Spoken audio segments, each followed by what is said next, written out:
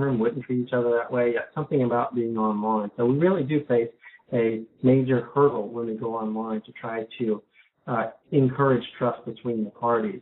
Now, in terms of trust, we're looking really at two different types of trust. One is trust between the parties and the mediator, and that one level of trust is sort of a professional relationship that may be similar as you would have as a face-to-face mediator. Also, we have the problem of building trust between the two parties that are disputing things.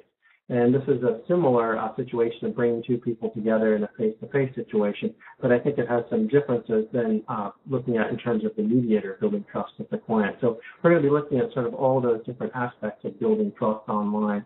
Now, people are rude online, we realize that, but also people tend to trust each other online. And by this, I mean, for example, 1 in 6 marriages started online.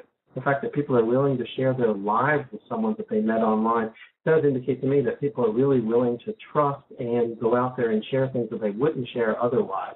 Also, if you look at the kind of information that people are willing to share online, I think just as my example of my students who have friended me on Facebook, I doubt they would share that information with me face-to-face, yet it doesn't seem to cross their mind as strange that they would be sharing this with their professor in a digital sense.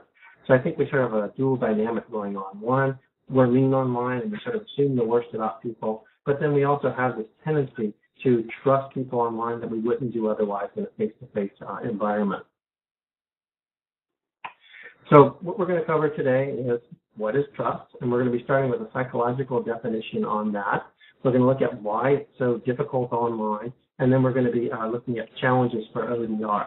So starting with the issue of what is trust, again, we're going to look at the differences between mediator and party and between two parties. And part of what I'm going to be asking from everyone is, why is trust so difficult to build?